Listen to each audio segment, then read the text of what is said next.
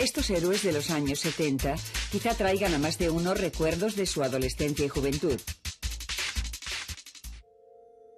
Su creador está jubilado, pero aún sigue dibujando. Su imaginación sigue viva y su trazo aún es vigoroso. Vamos a verlo. Los comienzos fueron como, en fin, yo creo que la mayoría de todos los que empiezan en la época, en la posguerra, inmediatamente terminada la guerra, pues había una carencia total de medios para sobrevivir. Entonces, nosotros, un grupo de amigos, encontramos que el dibujo de la historieta nos parecía que era un medio que estaba a nuestro alcance. O sea, yo había trabajado en cantidad de cosas diferentes, entre ellas había sido hasta botones de un café, pero eso no me complacía lo más mínimo, así que me sugirieron la posibilidad de hacer historietas. Y conocí a una persona que era un editor, tenía las ediciones Rialto en la época, se llamaba Luis, pero no me recuerdo el apellido. Y me dijo que por qué no me acercaba al estudio López Rubio, que era un estudio que recogía una cantidad de dibujantes que iniciaban estaban tratando de entrar dentro de la historieta, y a través de este estudio pues nosotros encontrábamos la posibilidad de llegar a dibujar algún día. Entonces este López Rubio era un personaje muy particular porque era pariente del que fue director de cine, y a causa de esto pues tenía muchos contactos dentro del medio cinematográfico y del medio editorial. Y entonces él había montado un estudio en el que todos nosotros trabajábamos, pero a condición de que todos los dibujos que nosotros hiciésemos los firmase él, porque era la única forma que él tenía de poder introducirlos dentro del medio. Y era curioso porque todo el mundo lo admiraba mucho, porque era el hombre que mayor cantidad de estilos tenía. O sea, cada dibujante tenía una particularidad que él firmaba siempre con López Rubio, y todos éramos diferentes. Y claro, esto era algo que desconcertaba un tanto a la gente. Pero bueno, esto nos sirvió a nosotros para iniciarnos dentro de la historieta. Y de ahí, en este estudio, salieron dibujantes como Jano, como Huete, como, en fin, tantos otros, Gordillo, Lafón, Ibarra, en fin, y otros más. Y esto nos permitió pues introducirnos dentro del medio editorial, ponernos en contacto ya con otra gente que no fuese los del estudio, entre ellos con doña Consuelo Franco, que era la directora de Chicos, con el padre Fray Justo Pérez de Urbel, que era el director de Flecha y Pelayos en la época, y esto nos empezó a dar trabajo. Nos empezaron a dar trabajo esporádico y posteriormente ya entramos a trabajar casi regularmente con ellos. En el caso mío, todo esto se interrumpió en el momento que mi padre me propuso la posibilidad de irme a América. La España de la autarquía y el aislamiento dejó a los chicos con el solo recurso de leer tebeos o intercambiarlos. Porque los grandes no llegaban al kiosco y había que rastrearlos donde fuera. Este grupo era un grupo muy particular, era muy heterogéneo, o sea, había gente con caracteres y ideas completamente diferentes, pero a todos nos reunía un equipo, una especie de mercadillo que había de historietas en la época, que estaba en la calle Encomienda, y al pie del cine Encomienda se instalaba una cantidad de pequeños vendedores de tebeos.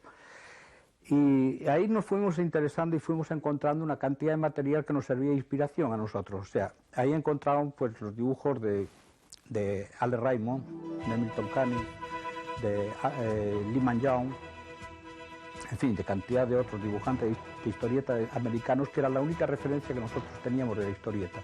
Y esto fue nuestra verdadera escuela. Pero a mí me gustaba, por la formalidad de su trabajo, me gustaba mucho Harold Foster, lo que me valió el apelativo de Foster, de pequeño Foster. Me llamaban Fosterito en la época, porque yo me preocupaba nada más que del trabajo de Foster. Pues una de estas páginas del Príncipe Valiente cayó en nuestro poder y me la dieron a mí a copiar. porque lo que hacíamos era comprar un ejemplar de uno de los dibujantes, o sea, de reproducción de uno de los dibujantes, por ejemplo, de Raymond o de Cánigo, y cada uno de nosotros hacía calcos en papel cebolla y lo distribuía entre los demás. Entonces era una forma de reproducción, no existía la fotocopiadora ni existía ningún otro procedimiento que nos permitiese reproducir este material, y entonces lo hacíamos a través de calco, y el que tenía mayor, mayor aproximación estilística con el dibujante, entonces era el que lo calcaba y se lo repartía a los demás. Y a mí me tocó lo de Foster, entonces empecé a estudiar a Foster en profundidad, el hecho de haberlo calcado y tanto que una primera página que hice de calco se la presenté a una editorial como siendo mía. Y entonces el editor quedó encantado, le parecía bastante bueno. Y me encargó un trabajo. Para un joven dibujante que quería triunfar en su oficio, España era un campo duro y competitivo, por lo que muchos decidieron marchar al extranjero a probar fortuna. Yo tenía un tío en Cuba que le había escrito a mi padre sobre la posibilidad de que yo fuese a reunirme con él. Entonces mi padre vio la oportunidad de liberarme del servicio militar que se aproximaba. Entiendo, yo en la época ya tenía 16 años, entonces dentro de 1 o 2 años ya me tocaba hacer el servicio militar. Entonces mi padre, como había vivido toda la guerra y todas estas cosas, pues prefería que yo lo evitase si podía. Y entonces nos pusimos en contacto con mi tío arregló la posibilidad de que yo pudiese viajar a Cuba, pero interfirió, todas estas conversaciones le interfirió otra persona que se iba para América del Sur, que era Chile, era otro amigo de mi padre, y entonces le dijo, mira, yo voy a llegar a Chile dentro de un mes, era lo que se tardaba más o menos el viaje, yo voy a preparar los papeles para que tu hijo pueda venir conmigo y después viajar a Cuba. Durante el viaje un cura que viajaba en el barco me había hablado de Chile, de que en Chile había una editorial muy grande que se llamaba Zigzag, en la que, en fin, publicaban historietas, en fin. Y yo había tenido la precaución, antes de embarcarme, de haber recogido unos dibujos, era mi constante, ¿sabes? Unos dibujos de Boni, un dibujante de publicidad muy bueno que había aquí en Madrid en la época, y había hecho una carpeta, e inconscientemente, inocentemente había borrado la firma y había puesto la mía, Víctor de la Fuente. Y con esto llegué a Santiago de Chile después de haber estado en Buenos Aires, porque en Buenos Aires pasé una serie de historias que no son un tanto largas para contarlas. Entonces llegué a Santiago de Chile y me instalé en la editorial Zigzag con los dibujos de Boni. Y me hicieron reproducir los dibujos de Boni, naturalmente. O sea, me dieron un trabajo en el que exigían la calidad del dibujo de Boni. Otra vez, naturalmente me costó mucho trabajo, pero con muchas dificultades lo conseguí. Testarudo como un mulo, termina por lograr lo que se propone: dibujar tebeos en los Estados Unidos y vivir de sus dibujos.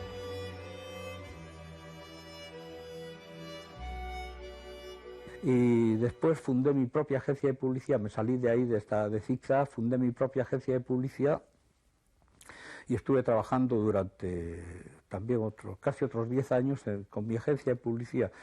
Pero durante ese tiempo yo siempre seguí interesado en la historieta, y entonces hacía viajes regulares a Estados Unidos, a causa de la publicidad, hacía viajes a Estados Unidos, y entonces me puse en contacto con las ediciones del Publishing, que circunstancialmente me encargaron un trabajo que yo hice, no me recuerdo, creo que era Robin Hood o algo así, una historia así.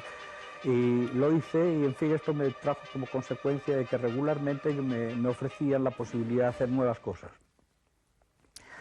Y así estuve trabajando en publicidad y algo en historieta.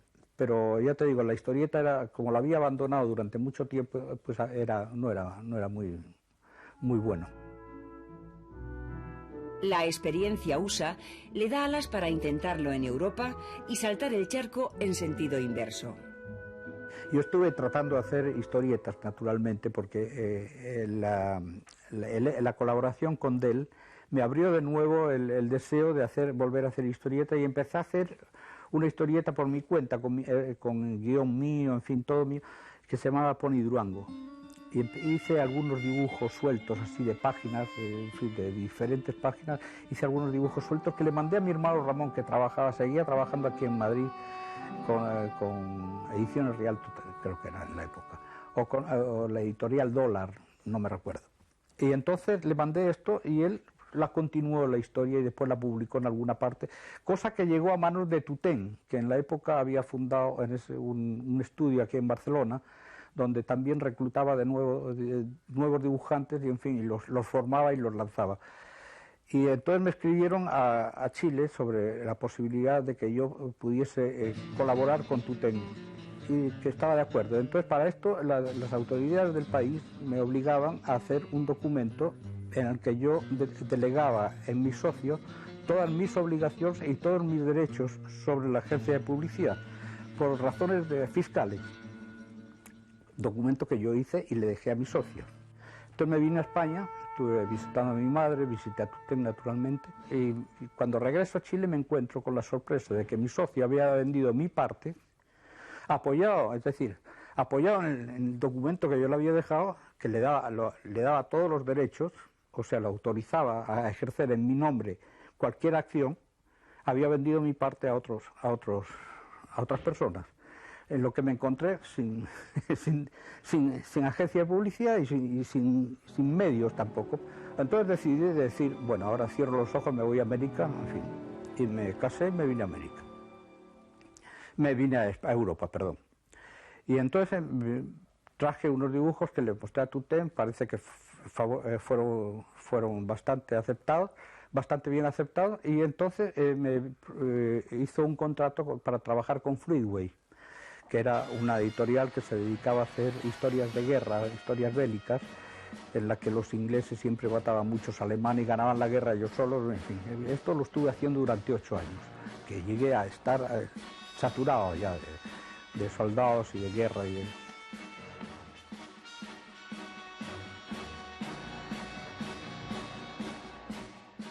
Yo le propongo a Tutén la posibilidad de hacer una cosa diferente a lo que estábamos haciendo de guerra, y le sugiero la posibilidad de hacer una historieta, por ejemplo, diferente. Entonces él se pone de acuerdo con Víctor Mora, que era un guionista muy en boga en la época, y entonces Víctor Mora proyecta una historia de ciencia ficción, cosa que a mí nunca me ha interesado mucho, la ciencia ficción, y además al no gustarme no tenía la seguridad de poder hacerlo.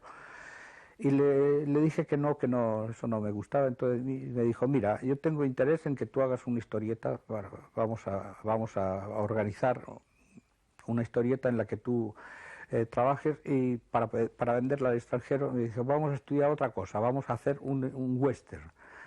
Y lo del western ya eso me sonaba mejor. Y entonces empezamos a hacer Sandy. Yo creo que fueron de los mejores guiones que hizo Víctor Mora. La cosa, empezamos a trabajar en ello, y Tutén empezó ya a comercializarla y empezó a marchar muy bien desde el principio. Se vendió en bastantes países, en Escandinavia, en los 3 países escandinavos, se vendió en Alemania, se vendió en Francia, creo, se vendió en México, en fin, una cantidad de países. Y entonces empezamos a trabajar duro sobre esta historieta. En Europa, durante los años 60 y 70, circulaban unas revistas de historietas que no existían en España. Eran juveniles y con unos materiales estupendos. ¿Cabían en España? Antes de que mi hermano me sugiriese ir a Trinca, fue a causa de que yo había empezado como una satisfacción personal y como gusto privado, o sea, como una forma de masturbación, si tú quieres. Había empezado a hacer Astur, había escrito Astur, una historia de un guerrillero que es muerto, en fin, y en los 5 últimos o los 30 últimos segundos de su vida, él ve todo su pasado, que era una especie de panfleto político antifranquista, pero que está todo muy como había que hacerlo, todo muy oscuro, un lenguaje no claro. Y entonces el director de Trinca, que era el jesuita Carvajal, me dijo que si tenía algo que se lo llevase, y se lo llevé. Efectivamente, él le gustó, y también a las otras personas que estaba, era Lindo, creo que era el que estaba como su director en la época, les gustó y empezamos a publicarlo. Pero hubo un cambio en Trinca en la época y llegó Van Halen. Todo pasaba muy bien hasta que yo pedí la devolución de los originales y los derechos de la reproducción, que era lo menos que se podía pedir. Entonces Van Halen se negó a devolverme los originales y entonces tuvimos una gran pelea hasta que los conseguí, porque a propósito de una manifestación de historietas que hubo en Valencia, Jesús Cuadrado escribió en Triunfo una entrevista que me había hecho en la que él decía ahí que yo había dicho que Astur era un manifiesto político, y esto llegó a manos del Ministerio de Información y Turismo de la época. Entonces me llamaron al orden y prácticamente me obligaron a través de Trinca a renegar un poco de mis declaraciones, y entonces para ello me pedían que hiciese una contraoferta, que era una historieta que desmintiese la anterior, y entonces hice Mataidor, que era una historia dulce, o sea, en la que prácticamente no pasaba prácticamente nada, eran aventuras, nada más por la aventura, y todo pasó muy bien. Y vino de nuevo la pelea con Van Halen para la recuperación de los originales, y como consecuencia de ello, como Van Halen en la época era una persona que pesaba dentro del partido de Falange, pues claro, trajo como consecuencia de que yo tuviese que prácticamente irme del país. Pese a ver consagrada su obra en España, Víctor termina por sentir el agobio del país de los 70 y se autoexilia a Francia. Su nuevo El Dorado. La dificultad de contacto con Van Halen hizo que yo abandonase la revista y me interesase en una propuesta que me habían hecho de Francia para trabajar con las ediciones Vaillant y con Dargaud en la época. Entonces me habían hecho un proyecto de contrato que me habían enviado. Yo me parecía muy interesante, deshice mi casa en Madrid y con toda mi familia me fui para París convencido de que estos contratos se iban a realizar, cosa que no fue cierto. En el momento que llegué allí, por intervención de los sindicatos, yo no pude aceptar las condiciones que ellos me proponían, porque iba contra lo que era la forma de trabajo normal de un dibujante en París. Lo que me trajo como consecuencia de que yo me encontrase con toda la familia, todos los muebles, toda la casa en París, sin tener trabajo y sin conocer a nadie. Y yo escribí a un editor que conocía en Italia, y este editor, que era Giorgio Cavedón, me hizo la proposición de hacer unas historias eróticas, cosa que yo no había hecho nunca, pero que, en fin, me parecía una forma de salvar la situación. Y comencé a hacer estas historias eróticas hasta que surgió la posibilidad de hacer un western erótico. Y entonces esto ya me parecía mucho más factible para mí. Y era Mortimer, era un personaje muy particular que posteriormente me dio bastantes satisfacciones porque tuvo mucho éxito. Era un western en el que el personaje tenía un ojo negro y otro ojo verde. Entonces cuando miraba con el negro era para matar, con el verde era para enamorar, ¿entiendes? Era una historia muy interesante, muy divertida para dibujar. Nueva etapa, nueva lucha y nuevo triunfo en Europa. La fama se le rinde y vive el prestigio francés como uno de los grandes de la historieta. Yo hablé con Michel Defrant, que después ya de ciertos contactos nos hicimos amigos personales, Michel Defrant, sobre la posibilidad de que él, a través de la URSS, me consiguiese mi permiso de residencia en Francia. Cosa que hizo, me inscribió en la Seguridad Social y empezamos a trabajar en Historia de Francia durante mucho tiempo, durante un tiempo largo, y todo fue muy bien. Y después que terminó la Historia de Francia, surgió la posibilidad de hacer la Biblia, pero tenía el gran inconveniente de que teníamos que someternos a la supervisión de las 3 o 4 religiones más importantes del mundo, porque no podía ser parcial la Biblia, tenía que estar de acuerdo a la visión que cada una de las religiones tenía de la Biblia. Y entonces, claro, todos los trabajos que hacíamos nosotros tenían que estar sometidos a la censura, dicho entre comillas, de estos religiosos que eran un católico, un protestante, un judío y un árabe. Y entonces estuvimos trabajando mucho tiempo, creo que fue uno de las cosas que más éxito tuvo de todo lo que yo he hecho fue la Biblia. Se vendió en todos los países del mundo, en todos los países, cantidades astronómicas. Logrado el triunfo comercial en toda Europa, Víctor intenta colocar sus historietas más personales, su obra de autor, algo que consigue a medias. En Francia, en esa época, yo empecé a pensar en la posibilidad de hacer una especie de Astur. Como Astur había tenido bastante éxito, yo pensé que la continuación iba a responder de la misma forma que había respondido la primera que era Astur. Entonces creé el personaje de Agar. El personaje de Agar es un personaje que a mí me pareció que podía tener interés porque es un personaje en el que el protagonista es un guerrero, es decir, es un campesino que durante un ataque de unos invasores a su pueblo está situado en una época intemporal. O sea, unos invasores, unos guerreros llegan a su pueblo, masacran a toda la población y él, por defenderlos, o sea, en la defensa del pueblo, sufre una herida, o sea, le da un golpe en la cabeza que lo deja ciego. Pero la misma persona que lo había atacado a él, accidentalmente muere durante el combate, que es el jefe de los guerreros que invaden ese país, que es Agar. Y posteriormente un vendedor ambulante que pasa por ahí lo recoge, lo mete en su carreta al herido, a este que ha quedado ciego, y se lo lleva para curarlo, porque el guerrero estaba muerto, pero también lo mete en el carro y se lo lleva. Entonces este buhonero piensa que probablemente una bruja que era amiga suya lo puede curar. A insistencia del buhonero, la bruja decide de probar un truco que ella se inventa, que es de trasplantar la cabeza del guerrero en la cabeza del campesino es ciego. Y efectivamente, a través de magia, consigue que esto se realice.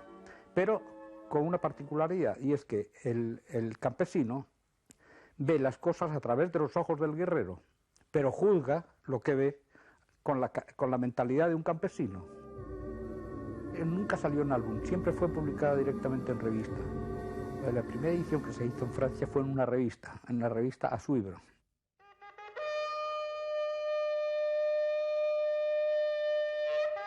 Como sus historietas más personales no acaban de situarse, vuelve a trabajar con guionistas de prestigio en series más comerciales.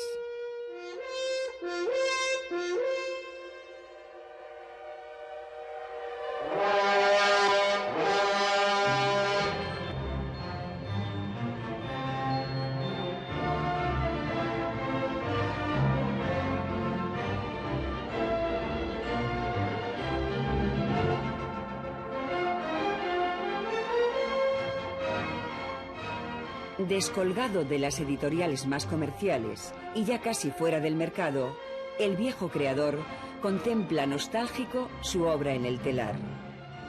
¿Dónde llevarla? Estoy explorando la posibilidad de pintar, ¿entiendes? Explorando la posibilidad de pintar, pero sin ningún convencimiento de que pueda hacer algo que valga la pena. La jubilación la veo muy mal, en primer lugar, por el hecho de haber estado trabajando en diferentes lugares del mundo durante bastantes años, cada vez temporadas largas. O sea, no he tenido nunca la posibilidad de de tributar para la seguridad social o para el retiro.